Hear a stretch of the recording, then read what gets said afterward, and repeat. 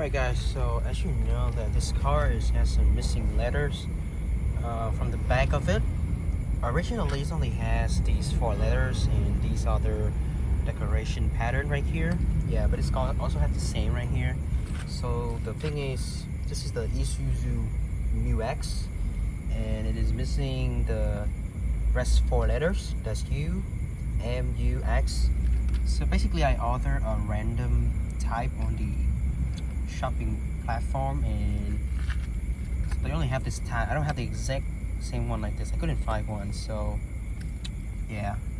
But I mean, like, I just bought it, and I mean, like, at first it didn't look pretty synchronized, but the more you look, I mean, the better it gets, because they do have the same font at the distance, and then because there's like a missing space right here, so I added another 2 small U to make the shape.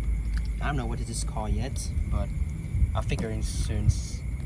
Alright, so yeah, I mean, this is like the general look of it at the back.